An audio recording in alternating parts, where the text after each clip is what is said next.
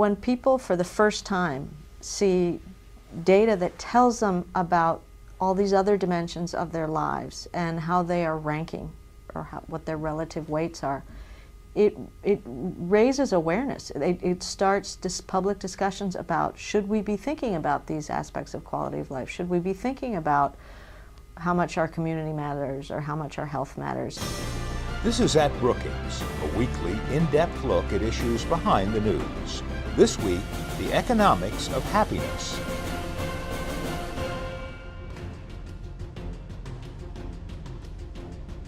Could knowing what makes people happy result in better policy and political decisions?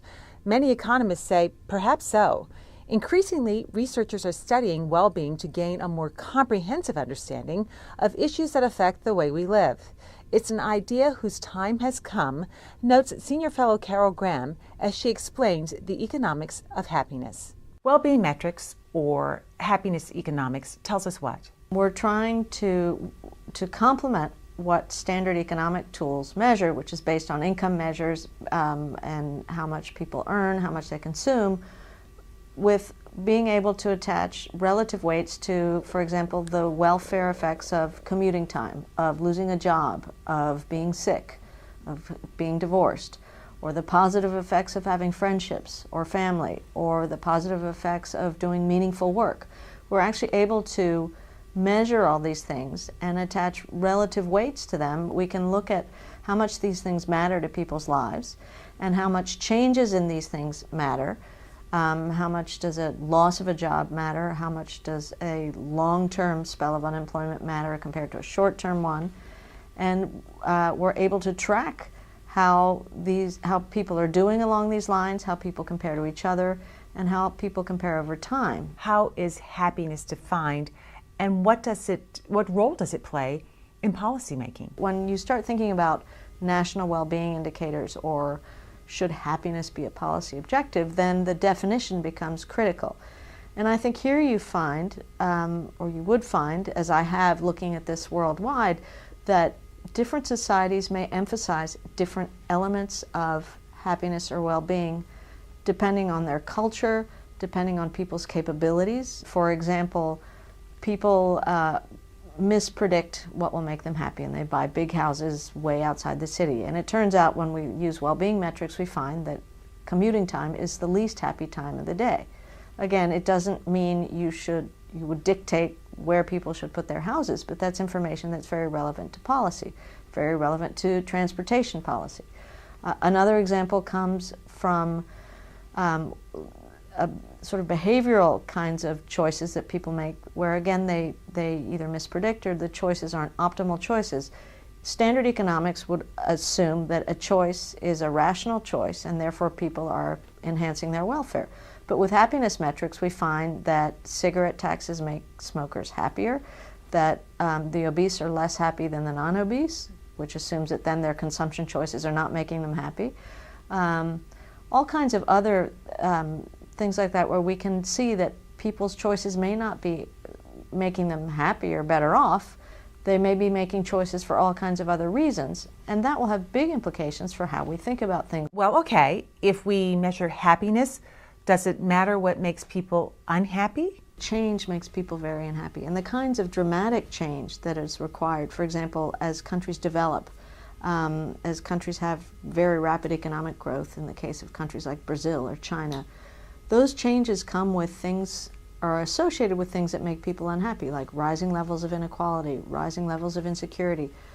Things are changing. People who used to be middle class aren't middle class anymore.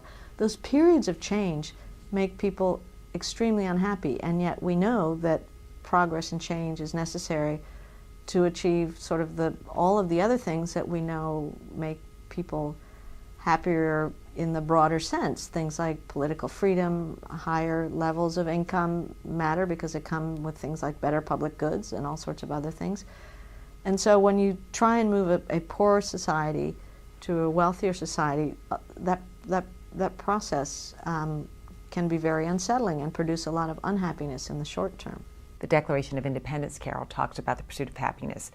Are you talking about the same thing that the Founding Fathers are talking about? I think if you go back to the Founding Fathers, the pursuit of happiness is quite different from guaranteeing happiness. And the U.S. is a society that's very much based on opportunities. We seem to be very comfortable trying to guarantee equal opportunity.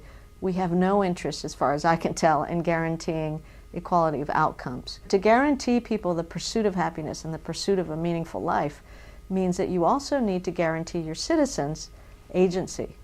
You need to guarantee them the capacity to make those pursuits. And that, I think, poses a big challenge for our public policy because our opportunities are not equally distributed at the moment. Can this kind of information be skewed or abused or used to mislead people?